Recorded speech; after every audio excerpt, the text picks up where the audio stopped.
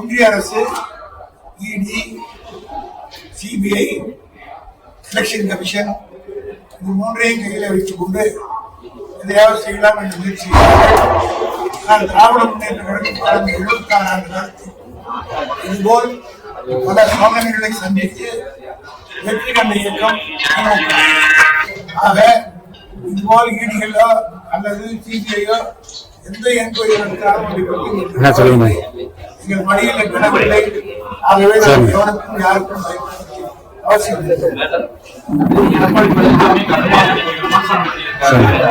முதலமைச்சர் வந்து மடியில கடமைனா நேர்மையான விசாரணை நடத்த உத்தரவிடலாமே அப்படின்லாம் கூட சொல்றாங்க. மடியில கடன் இல்லாத நாங்க துணிச்சலா மத்திய சர்க்காரை எதிர்க்கிறோம்.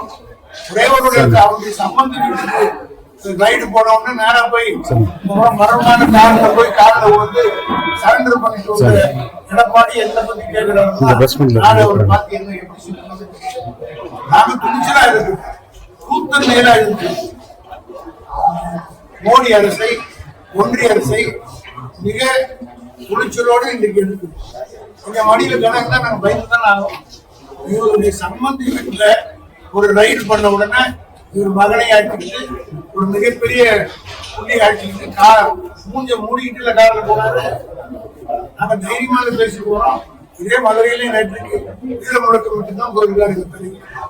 அதனால எங்களுக்கு இதெல்லாம் சகஜம். இந்த மாதிரி எல்லாம் பார்த்து வளர்ந்த கட்சி இந்த கலைஞர் வந்து அந்த மாதிரி வளர்த்துருக்காரு. இதெல்லாம் நாங்க பயன்பட மாட்டோம். எடப்பாடி கிட்ட பேசுற அறுபதியும் யோகி குறிப்பா மூத்த அமைச்சர்கள் மட்டும் குறி வச்சு இப்படி பண்றாங்க சார். அவங்க வந்து குடும்பத்துக்கு மகாராஷ்டிரா என்னாச்சு, சரத்பவார் குடும்பத்துக்கு, ஆள் தாக்கரே திமுக ஒன்னும் தொட்டுப்பா கூட முடியல. இது எதோ செய்தி பார்த்தா இந்த கட்சி ஒன்றும் பண்ண முடியல. அதனால கட்சியில் இருக்கிற மூத்த தலைவர் ஏதாவது எதையாவது போட அடிக்கதான் பந்து உண்டு. அது போல நீங்க வழக்கு போட போட ஒவ்வொரு அமைச்சரும் உறுதியாக நிற்பவங்க தவிர யாரும் உணர முடியாது. ஏன்னா இந்த கனவு தாங்கிறவரை ஏற்கனவே 50 ஆண்டு காலம் எங்களை வழி நடத்துகிற கலைஞர். திருப்பரங்குன்றம் விவகாரத்துல உச்சநீதிமன்றம் போயிருக்கதா சொன்னாங்க. அரசியலுக்காக அந்த மனம் முதலே தூண்டுவாங்க. நிச்சயமாக இது நீங்கள்லாம் ஊடகங்கள் இங்கே மதுரையை சார்ந்தவர்கள் திருப்பரங்குன்றத்துல என்ன நிலைமைன்றதை நீங்க பாக்குறீங்க. உள்ளூர் மக்கள் இங்க தெளிவாக இருக்கிறார்கள். இன்னைக்கு கூட காலையில 3000 ஐயப்ப பக்தர்கள் திருப்பரங்குன்றம் கோயிலுக்கு மாநில கோயிலும் போயிருக்கிறார்கள். அமைதி அங்கே நிலவுகிறது. வெளியே இருந்து போய் இந்த கலவரம் செய்து பாக்குறாங்க. அயோத்தியில கூட யாருக்கு முதல்ல கலவரத்தை ஆரம்பிச்சு முதல் கமிஷன் வழியாக அந்த யாத்திரையை குஜராத்ல இருக்கிற அத்வானி தானே போய் கலவரத்தை எடுத்து பண்ணாரு. அதனால ஒரு குழப்பத்தை இங்க பண்ணலாமா நம்ம பண்றோம். மதுரை மண் வரலாற்று சிறப்பு அந்நியர்களுக்கு விடாது, மற்றவர்களுக்கு இடம் கொடுத்தாங்க. இந்த மன்னனுடைய பெருமையை அறியாதவர்கள் சீண்டி பார்க்கிறார்கள். இதே மண்ணிலே தான் திருப்பரங்குன்றத்துடைய கும்பாபிஷேகத்தை மிக பிரமாண்டமானவரை எழுச்சியாக நடத்தியிருக்கிறார். ஒரே ஒரு அசம்பாவிதம் நடத்தியிருக்கிறார். அதே போல திருச்செந்தூர் முருகனுக்கு சம்பாரம் நிகழ்ச்சி நடைபெற்றது. அங்கே லட்சக்கணக்கில் கூடினார்கள். எல்லா ஆண்டையோட இந்த ஆண்டு அதிகமான கூட்டம் மத்தியில் கூட கூடினாங்க. ஒரே ஒரு அசம்பாவிதம் மக்களும் பக்தர்களும் குறிப்பா திமுகவுக்கும் காங்கிரஸ்ல ஒரு இணக்கம் இல்லாத சூழல் இருக்கிறதா வகையா பேசப்படுது. இதெல்லாம் எப்படி பாக்கலாம்? ஏன்னா இன்னைக்கு கூட அந்த திருச்சி வேலுசாமிங்கிறவர் போய் விஜயோட அப்பாவை மீட் பண்ணி இருக்கிறாரு. அவர் வந்து அந்த கட்சியிலே இல்லைன்னு கட்சி விஷயம் சொல்லப்படுது கேட்டால்.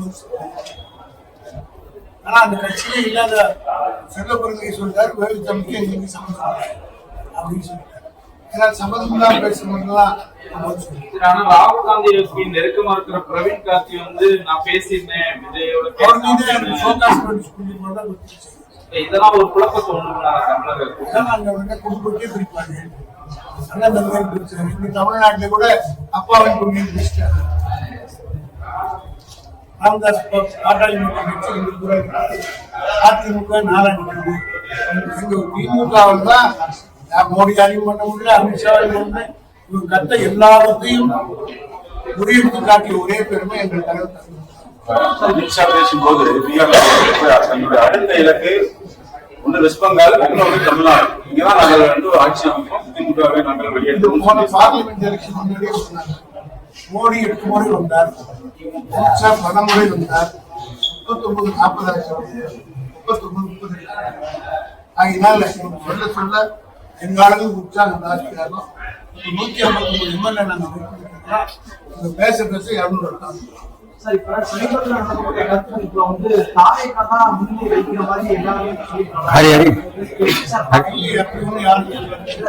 எங்களை கடுமையாக விமர்சித்த தினமலரே நாங்க தான் அதிகமான அதுவே 33 வந்து நெருக்கடியான ஒரு சாப்பாடு நெருக்கடிங்கிறதுதான் எங்களுக்கு சாதகமான இடம். அது 90 130 லட்சம் தான்